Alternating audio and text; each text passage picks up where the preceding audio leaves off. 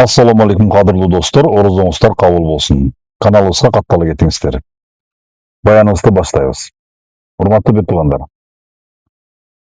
Бүгүнкү баяныбызда коомду ичинен жеп жаткан чоң илдет тууралуу сөз кылмакчыбыз. Ал жалган жалаа жабуу. Жалаа бул бир адамга ал кылбаган ишти тагуу. Далили жок айыптоо. Ушактан да оор. Себеби ушакта болгон нерсе айтылат, ал эми жалаада таптакыр болбогон нерселер ойдон ойлоп чыгарылат. Аллах Таала Курандын Хужурат сүрөсүндө мындай дейт: "Эй ыйман келтиргендер, эгерде силерге бир бузуку бир кабар алып келсе, аны тактагыла. Болбосо билбестик менен бир коомго зыян жеткирип, кийин өкүнүп каласыңар." Бул аят жалаанын тамырын кескен аят. Актабастан ишенүү жалаага жол ачат. Биздин тилибизден, жаман аракетибизден канчалаган адамдар жамандык көрдү. Канчалаган адамдарды далили жок айыптап, жүрөгүн жарылап жатабыз. Бул чоң күнөө. Жалаадан адамдын абийирине убактылуу болсо да доо кетет. Бир сөз өмүрдөгү так болуп калат. Коомдо күмөн ойлорду жаратат. Ишеним кеткен жерде береке кетет. Ал эми эстеп калыңыздар.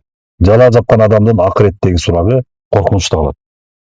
Себеби жалаа жабуу адамдын акысы. Жалакорду Аллах кечириши мүмкүн, бирок жалаадан жапа чеккен адам аны кечирмейинче маселе жабылбай ачык бойдон калат.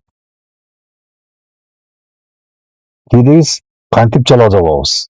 Ошол адам ошондойду деп божомол кылып, бирөөнүн сөзүн текшербей таратып, көрө албастык менен атайлап ушак чыгарып жалаа жабабыз. Бирок ар бир сөз аманат. Ар бир пост, ар бир аудио, ар бир билдирүү кыяматта далил болуп чыгат. Андан кутулуунун жолу уккан нерсеге дароо ишенбеш керек. Текшерүү зарыл. Эгер жалган экенине шек жаралса, ошол замат теманы токтотуш керек. Бирөөнүн абийирин коргоо. Бул сооп иш.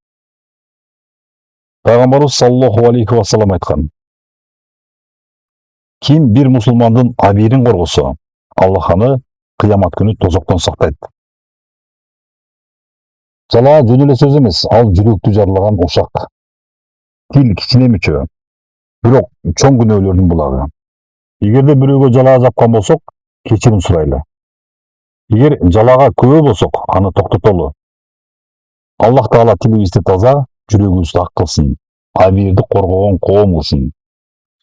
Орозду ойлонолу, оңололу туугандар. Туткан орозоңуздар кабыл болсун. Каналга катталууну унутпаңыздар. Көрүшкөнчө аман туруңуздар.